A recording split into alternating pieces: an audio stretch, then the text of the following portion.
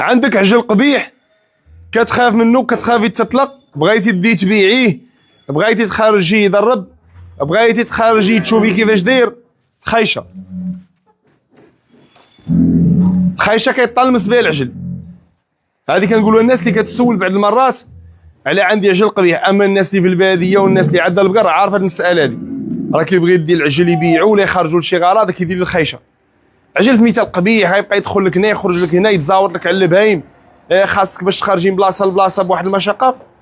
خايشه اخواني الكرام على العجل القبيح. ياك شتو ديك المره ما كخلينيش نوقف حداه. ها هو مثل الخروف الوديع.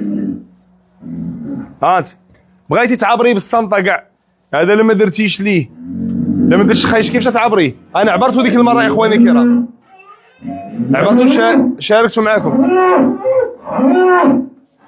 انت مالك؟ تعال جيبنا دوسيك وقلنا اش عندك واش باغي.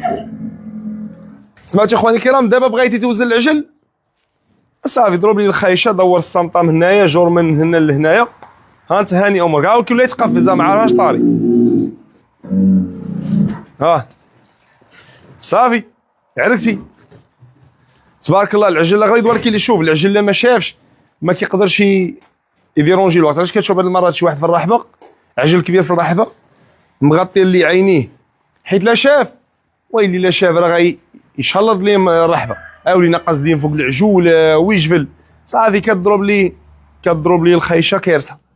ولا كاع الا كان قبيح بزاف حيت كينقص الخيشه ديالو كتقيد ليه رجليه صافي كيعقال. تا لا مشيتي الرحبه شتي عجل مقيد ليه رجليه عرفي راه قبيح. سمعتي؟